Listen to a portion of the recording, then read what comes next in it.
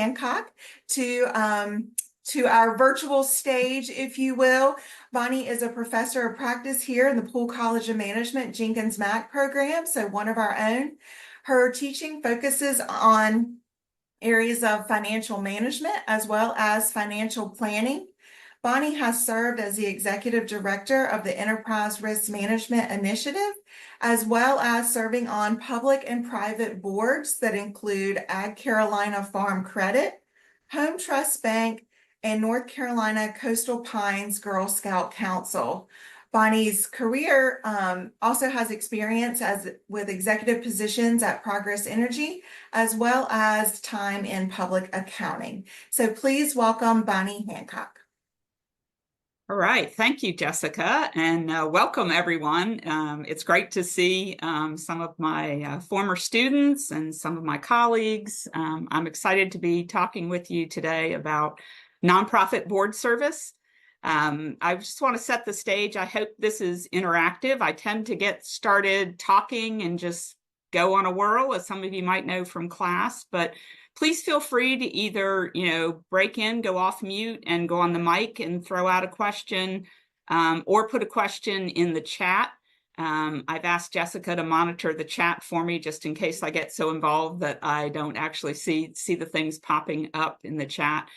So I want to definitely answer your questions as we go through this session.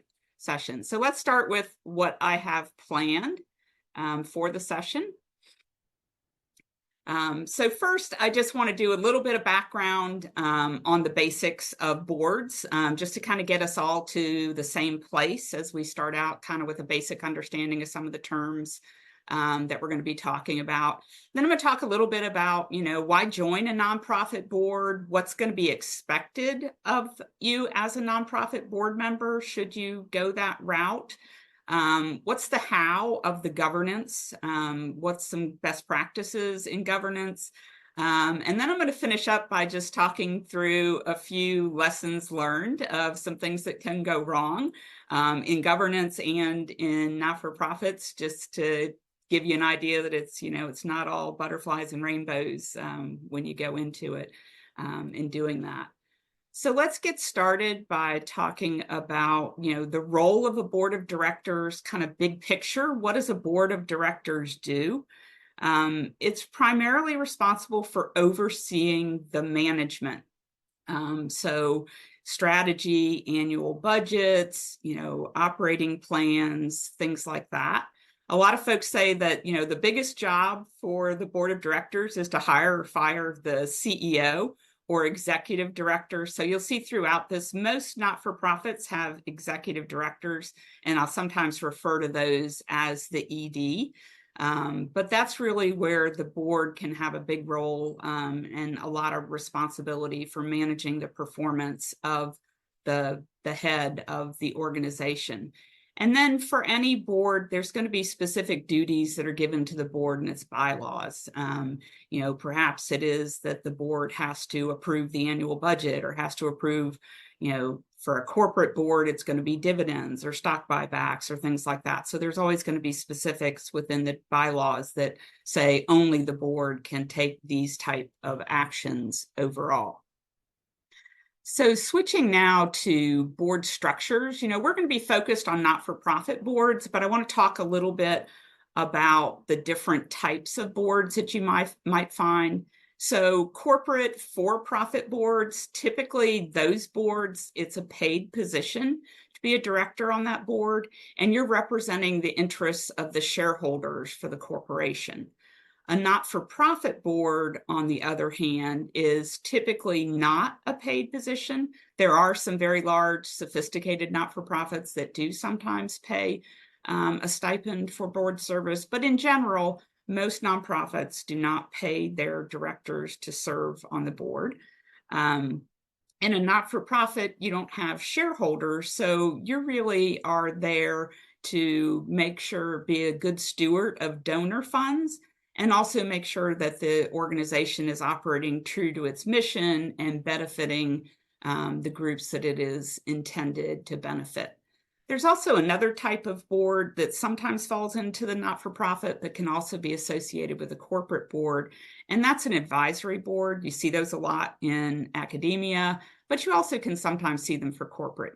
Those boards really don't have any authority, just like it says they are in an advisory capacity only. So they're going to give advice on maybe strategic direction or constituency, customers, beneficiaries, etc.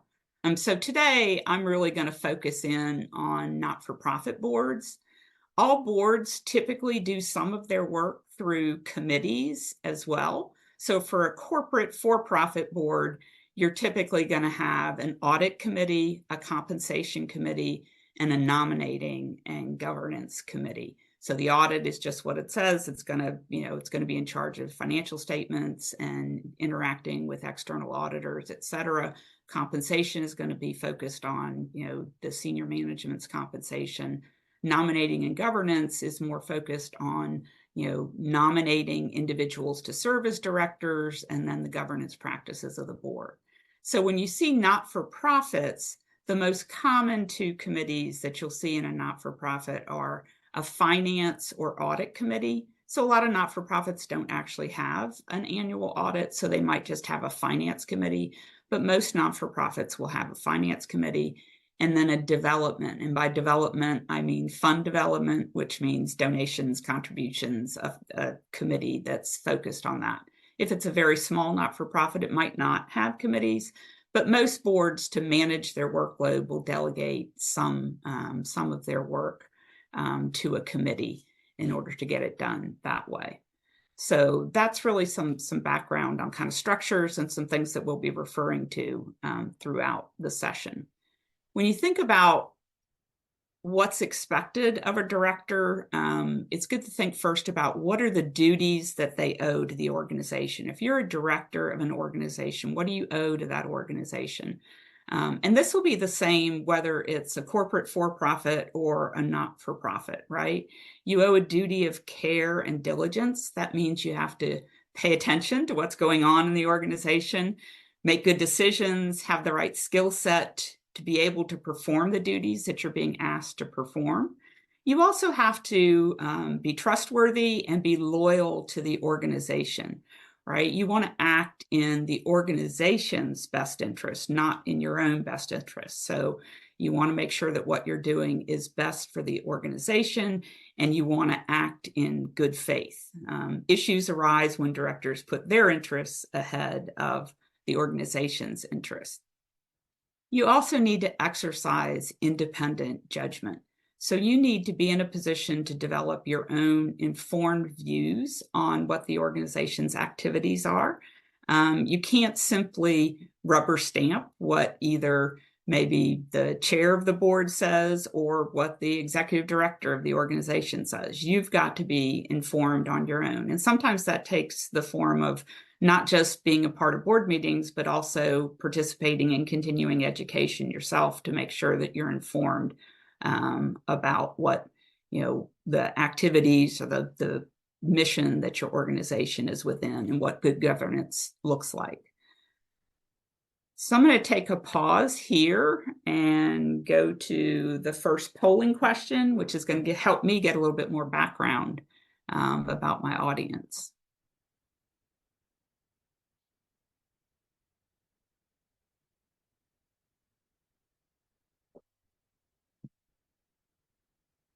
And Jessica, when you get enough responses here, if you can share the results so we can look at them.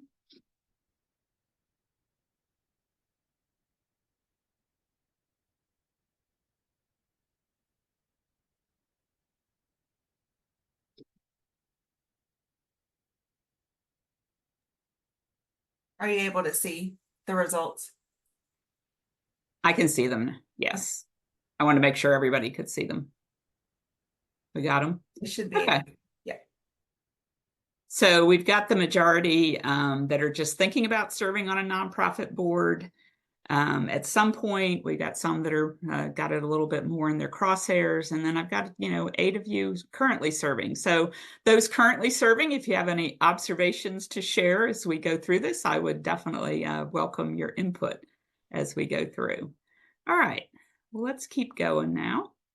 Whoops. I think I'm overriding you, Jessica. There we go. All right.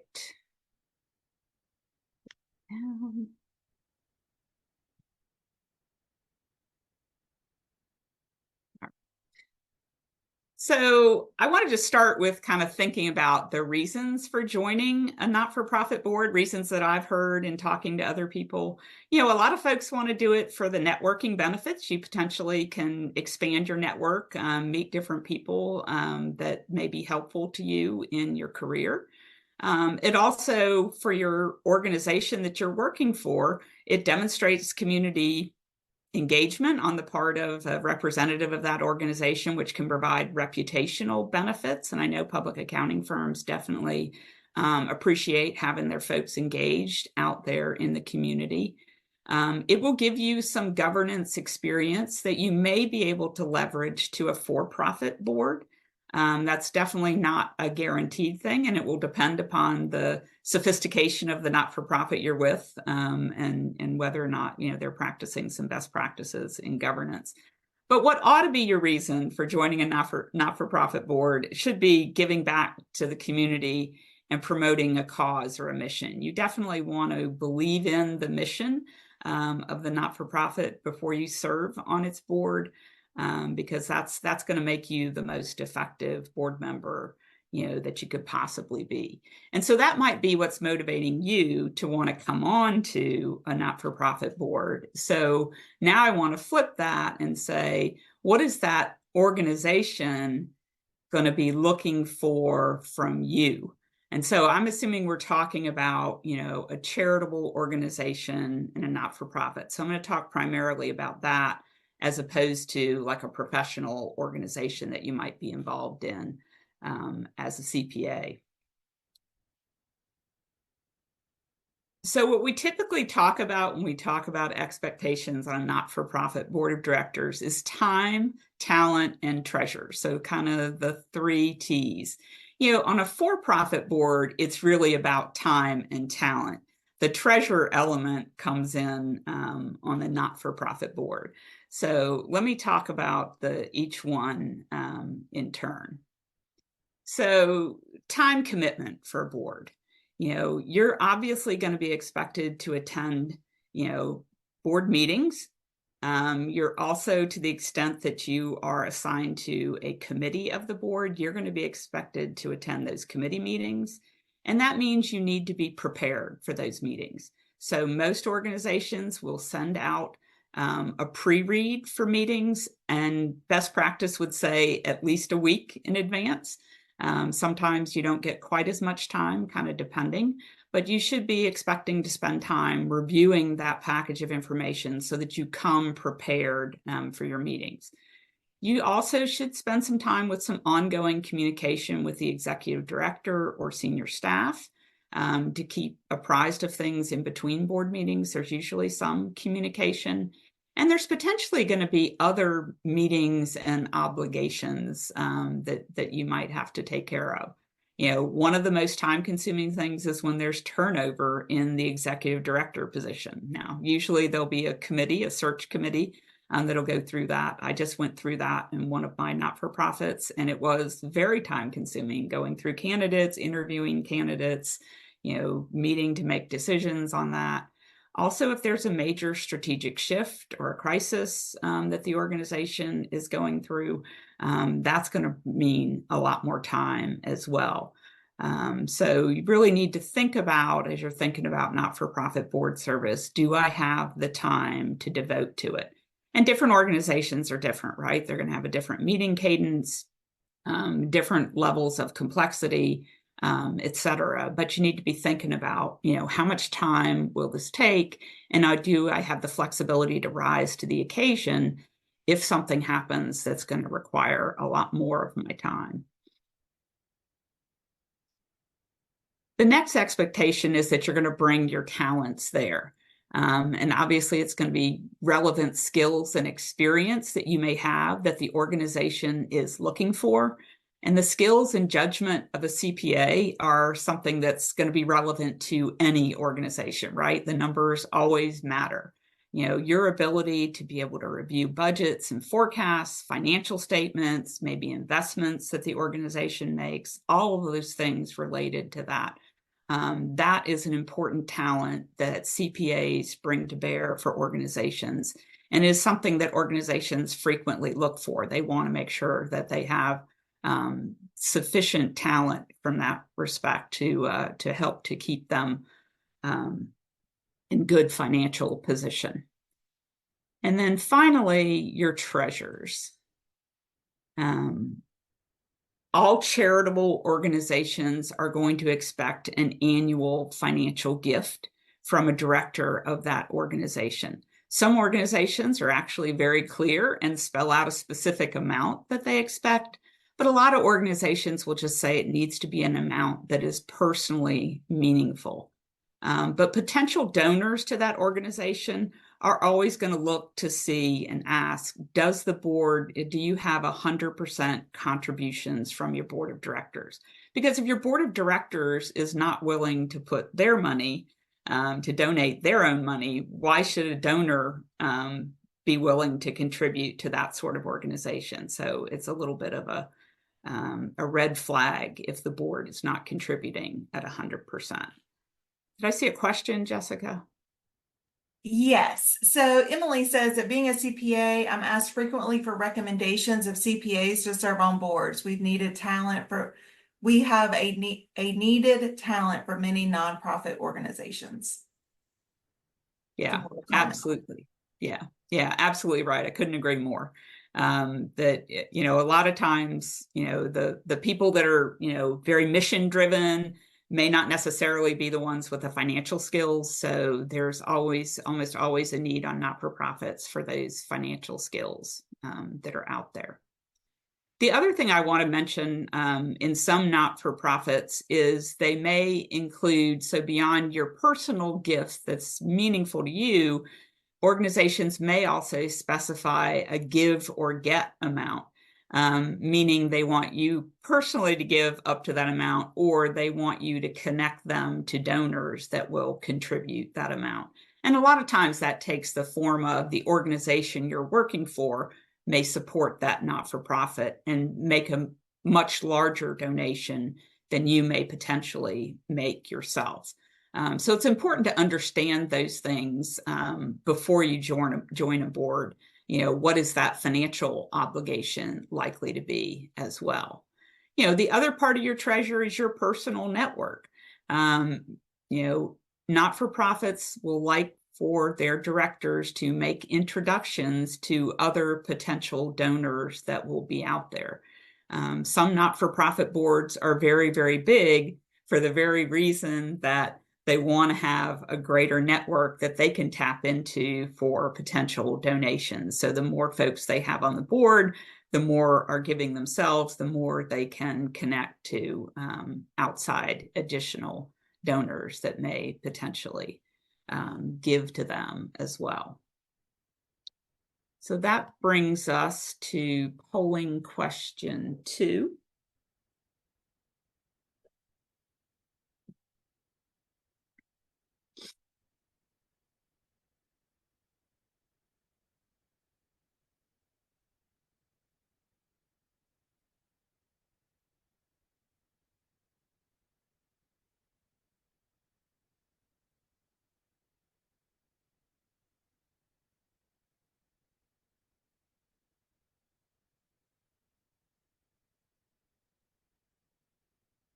All right, so this was, the correct answer question.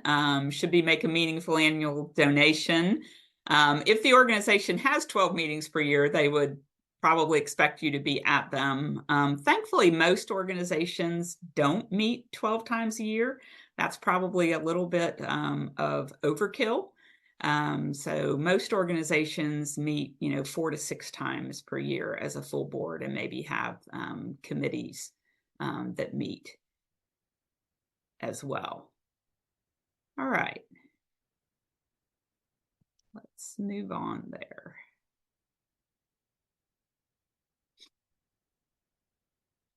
All right.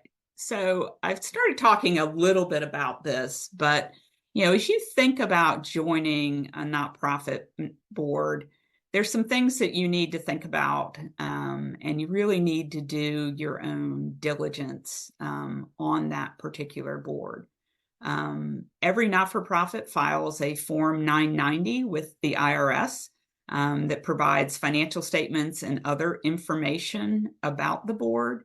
As CPAs, you'll probably focus in on the financials, and I would encourage you to focus in on the financials for your organization.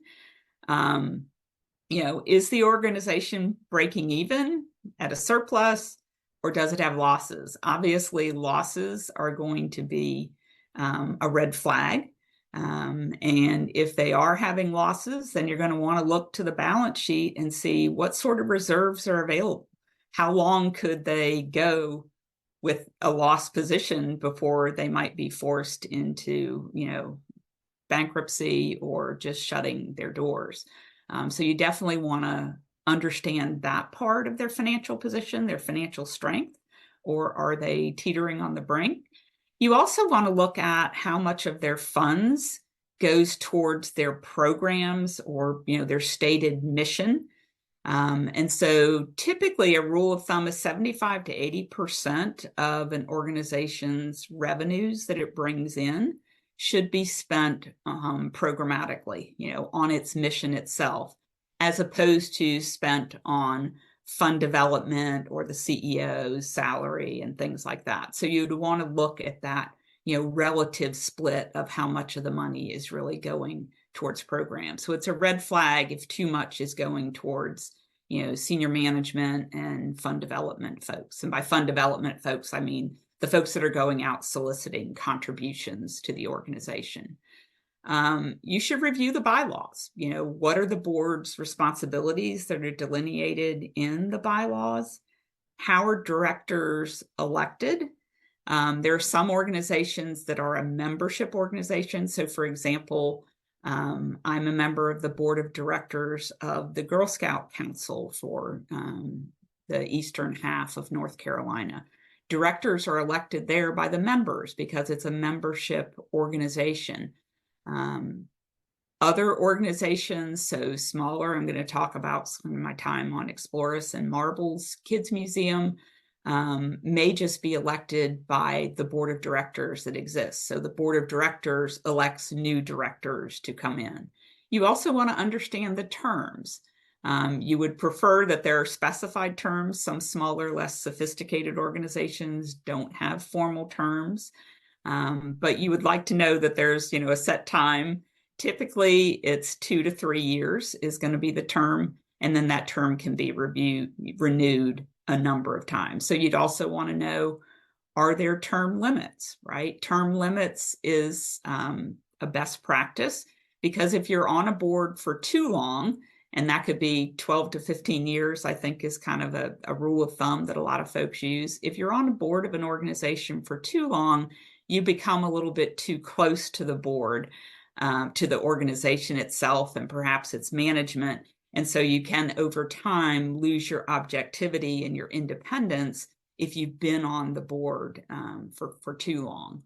I would encourage you to meet with the senior team at the organization, at a minimum, their executive director, and maybe, whoever heads up their finance organization. So if they're controller or CFO, depending upon how they're organized. And then you definitely want to meet other board members, and you almost always will meet at least the chair and typically a few others, particularly if the board of directors is voting on bringing you into the organization. You also should think about, what's the financial commitment as well. So in your meetings with other directors or the senior team, make sure you understand, what's your commitment of time, what's your commitment of your treasurers, what specific skills. Probably they're wanting your finance skills, but how do they want you to apply those specific skills? So those are some things that you should be getting a little more details about when you meet with that senior team and other board members. You also should think a lot about the size and sophistication of the organization and how comfortable you are with that. So the role and the way the board operates can vary based upon size and sophistication. So typically the smaller size, the more informal the board may be, the more they may be, not necessarily following governance best practices, the more they may ask of their directors to do things as opposed to just provide oversight. So those things can vary a lot depending upon whether you're a very, very small organization or a much larger, more sophisticated organization. You also should consider whether or not that organization is going to provide directors and officers liability insurance. What could your potential liability be as a director? And does that organization provide insurance? And so typically larger not-for-profits do carry D&O liability insurance. Not-for-profits that are part of a local organization that's attached to a national organization will typically have it, but some of your smaller not-for-profits may not. And so you need to get comfortable with what your potential liability could be in the event that there are some issues that come up with that particular board. So thinking about some governance basics. So we talked before about kind of the what a board is expected to do. This is a little bit more about how the board is expected to do it. And so I want to talk about some concepts overall and then some specific kind of meeting concepts. So the term that I hear a lot when I think about governance and talk to other folks about governance is, as a director, you should be noses in and fingers out. Oversight, not management. If you're in there running the organization, it's going to be hard to be objective in providing that oversight and challenging, potentially what management is proposing should be done. Now, having said that, there are some challenges with very small organizations where that line is a little bit more blurry. So you want to kind of be cautious in that situation. Again, your oversight, you're not a rubber stamp of the executive director or the CEO, right? You're there to provide independent thought. So, you're there to bring your skills and experience, your knowledge of the organization and other similar organizations, hopefully, to independently evaluate what management is proposing. So not just to say, oh, okay, the ED recommended this, boom, we approve and move forward. So there needs to be some challenge and discussion within the meeting. As far as how the meetings are conducted, it should be a formal meeting with being called to order and then adjourned. Meetings should be kept. What did you decide at that board meeting? Was it approved unanimously, etc.? You should demand to have materials in advance. If you're not getting materials with enough time to be able to evaluate them, how are you going to carry out, your duty of care and independent thought if you haven't had any time to really study and think about what questions you may have? So you want to make sure that you demand that you get those materials in advance and that you come prepared. One of the challenges I think a lot of times in not-for-profit boards, because there's no compensation involved, folks don't take it as seriously. And so a lot of times you see folks coming to meetings that have not read their materials in advance. They don't, have a lot of questions for management. And you're really not getting good oversight if that's what's happening. So that's one of those things you want to get a sense of when you're talking to, other directors before you get on the board, is that they come prepared. The other thing that you should have at every meeting is an executive session. So during most board meetings, the executive director and the senior team that support that executive director will participate throughout the meetings, right? But at the end of the meeting, or sometimes some organizations start with an executive session at the beginning. An executive session is a meeting of just the directors. So the ED is not present, no member of the management of the organization is present.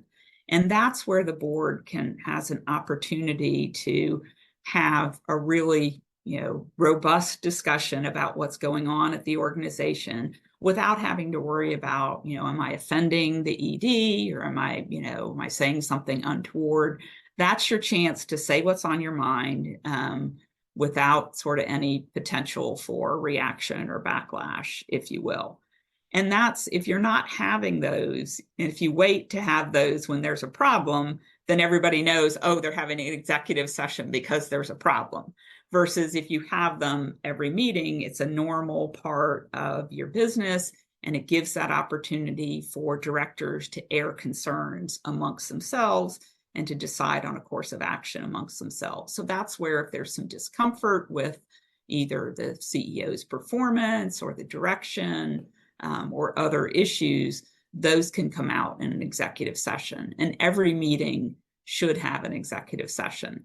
And this is something that I always see at corporate boards, but I don't always see at not-for-profit boards. Folks are like, oh, we don't need that. We need to move on. We're rushed. We need to get away. But it's really an important element for good governance.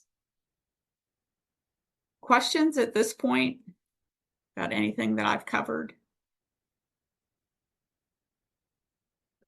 All right. What I want to do now is, I started to say a few case studies, but we don't really have time to do an in-depth case study. But I want to talk through, I actually have 3 examples to kind of walk through. 2 of them are organizations that I actually have some experience with and have some insights into. And one is just a more recent example, and they're all in the Raleigh area, and it's a little bit of a lessons learned, or things to watch out for, or kind of be aware of. So before I start, how many of you have heard of Marbles Kids Museum? Most of you heard of that? Okay. So for some of the older folks, you might recall that the predecessor organization was a museum called Explorus, and it was a children's museum about the world that opened to great fanfare and excitement amongst the Raleigh community, but it wasn't long before it became a flop. And so just some quotes. Explorus lost $3.3 million on a total budget of $6.5 million, and ended the year $5 million in debt to a consortium of banks. In between my career at Progress Energy and my career at NC State, I was asked to come in as the executive director of Explorus and figure out what to do with this mess that the organization found itself in.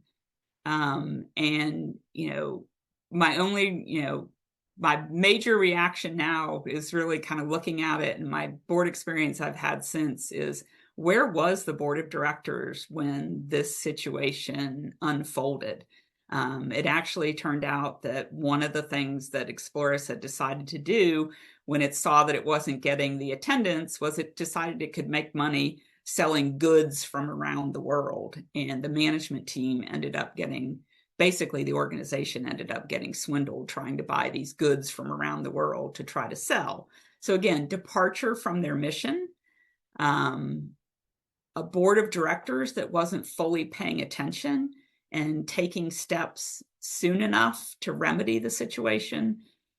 So just a real, I share it just to say, as a board of directors, when you first see things starting to go south, that's when you need to demand of the management team that they make changes. And if they're not willing to make changes, then what you need to do is look at removing the executive director or the person that's leading that organization. Explorus didn't do that until it was basically forced to by Wake County, which provided funding for it, threatened to pull its funding if changes weren't made. There was a number of directors that were mainly there representing organizations that had made donations that weren't necessarily there because they really believed in the mission and weren't fully engaged in paying attention and challenging management. Ultimately, good news story, it got transformed into Marbles Kids Museum and now is basically a gem in downtown Raleigh. And the consortium of banks ended up only getting about 20 cents on the dollar of their money there. But, you know, a lesson learned in terms of the board needing to stay focused, independent, and, you know, operate using due care and background. Another example, the YWCA of Raleigh. With no warning, the YWCA closed its doors, leaving the women, children, and seniors it served, as well as employees and creditors, shocked and adrift. Many people asked what the board of the YW knew and when. You could assume they didn't develop realistic budgets or take sufficient needed action steps during the past few years to reduce or eliminate programs that were generating significant losses. I was on the YWCA board several years before this happened. And the board at that time saw that, you know, our budgets were getting tighter and tighter. We were not turning, you know, we were not able to break even. And at that point, we actually sold some valuable real estate that the organization owned as a way to generate some reserves and cut costs. But then what happened after that is those reserves just steadily got spent down, that there weren't changes made in their operations to get to a break-even point. And so a lot of, you know, in the not-for-profit world, you typically look at your expenses first. You know, what's your budget for expenses? And then you say, well, how much revenue do I need to bring in order to meet those expenses? And that can result frequently in the revenue side of the equation not being realistic. And it's always difficult to predict exactly what are donors going to give. You know, if I'm, you know, providing some services for fees, how many people will take advantage of my services? But it's definitely an area where organizations need to be conservative and could definitely use the help of someone with, you know, board members with good financial skills that can help guide that way. And also folks that will be proactive and take needed actions, even if they're painful, before you get into that situation. You know, the final one is just recently, right? Sad day for Raleigh. North Carolina Theater files for Chapter 11 bankruptcy and suspends its 2024 season. You know, there's, you know, been a lot of theater organizations, other arts organizations that have suffered since the pandemic and have not, you know, not been able to bounce back from that. I don't have any insights about the North Carolina Theater. Obviously, their board was upfront about what was going on with the organization, so that's a positive, as opposed to the YWCA, where folks ended up being surprised when it actually happened. But just an example of, you know, it's not always a bed of roses operating on a not-for-profit board. These were all sort of financial crises that organizations went through, but there's also, you know, scandals and other crises. You know, if you're not being a good steward of donor funds, you know, if you're spending lavishly on, you know, expenses and things for your executive director or even your board members, those things can also get you into hot water as a director of a not-for-profit organization. So I just wanted to share some of those items to kind of give you kind of the flip side. Things can go wrong. And so you need to really do your due diligence. You may decide to join an organization that has some financial difficulties, but do it with your eyes wide open and do it, you know, with some conviction that you're going to work to make things better there and to try to turn those things around as best you can. So thinking about, you know, kind of going back to the governance basics and what were some lessons learned, I think in some of those organizations, you had a board that just rubber stamped the ED, didn't independently challenge what was going on. Directors probably were not as well prepared as they should be for those meetings. And they probably didn't have executive sessions where they could talk openly without the ED in the room to actually be able to maybe get some different viewpoints out and think about changing directions. So the CPA skill set could also be leveraged to improve the performance of not-for-profits. I think there's a few things, just the ethical underpinnings of the profession, I think puts CPAs in a good position to be a good financial steward. The skepticism of an auditor can really bring a good message to the board that you're not just accepting things at face value, but you're challenging them. And then obviously the financial acumen you bring to apply to budgets and forecasts, to the organization's cash flows, and then to looking at financing. I mean, not-for-profit organizations frequently don't take on debt, and some say they will never take on debt. But if they do, using your CPA skills to kind of understand, well, what will we have to do to be able to repay that debt? Are we in a position to do that? And if we're not, maybe we shouldn't be taking that on. So you definitely can leverage that CPA skill set to help not-for-profit organizations function better. Let's go now to our last polling question.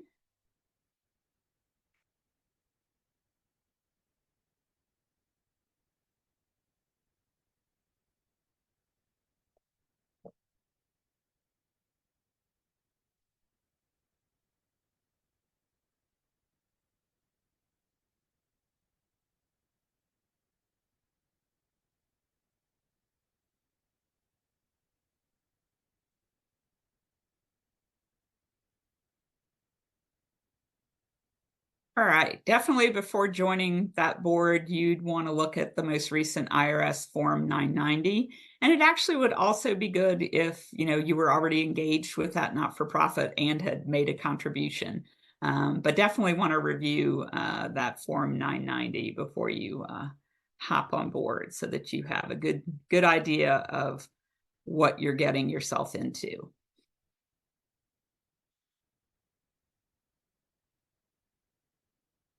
Let's take this off.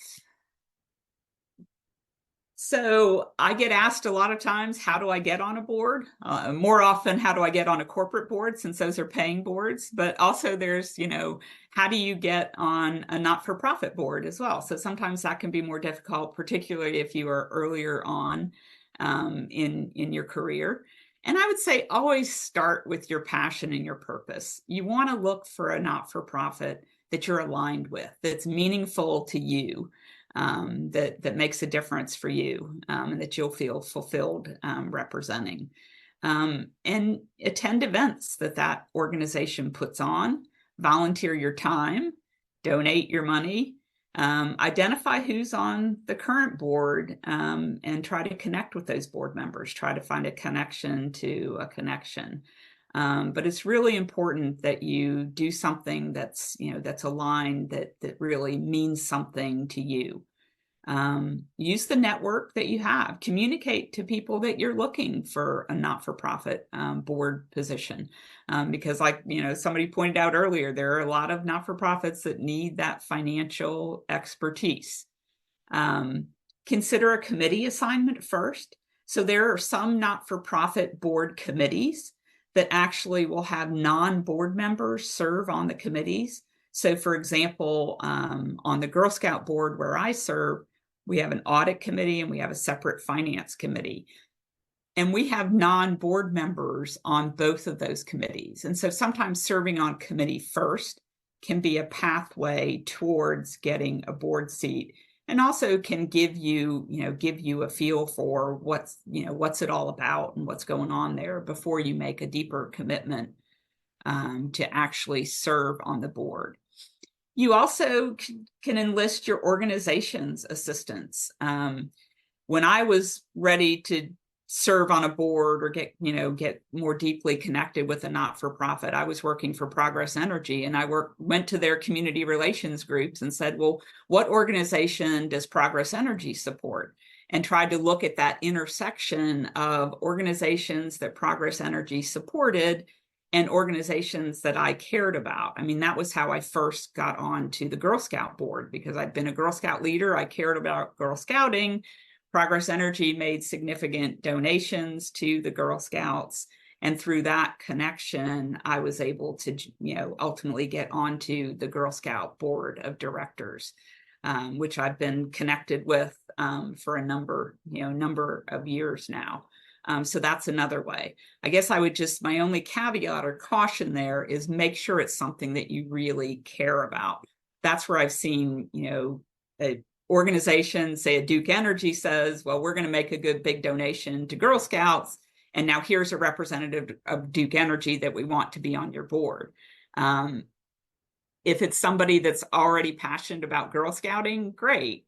If it's somebody that's not necessarily that passionate or doesn't care as much, they might not be as committed to the board and the mission, and may not make as good a director as if that was something that they were personally passionate about and involved in. So that's why I always go back to, it can't just be about getting a board position. It's got to be about something that you're passionate about and something that will be fulfilling to you personally. So, with that, I just want to wrap up by talking about the benefits of not-for-profit board service.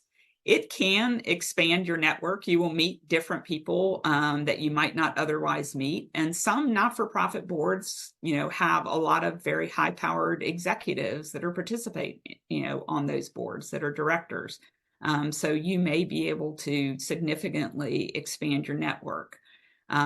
It gives community engagement that can provide reputational benefits to your particular firm. It's going to give you governance experience, particularly if you get on a larger, more sophisticated board. But I will say that my not-for-profit board service did not lead to any of my corporate board positions. But it can, in some cases, particularly depending upon the people that are on that board, that not-for-profit board, that it's that networking path that could potentially give you that experience. But the biggest benefit is really that having an impact, giving back, making, and I have that blank there, whatever it is that you care strongly about. So making that better, having an impact where you can influence something that's going to make the community better and give you fulfillment is the main reason to do it.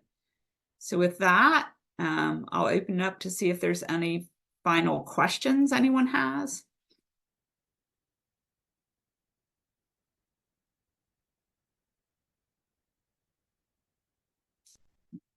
Well, hearing none. And, if anyone has any later, you know where to find me at NC State, and I'd shoot me an email, and I'd be happy to chat with you or provide any additional information you might like.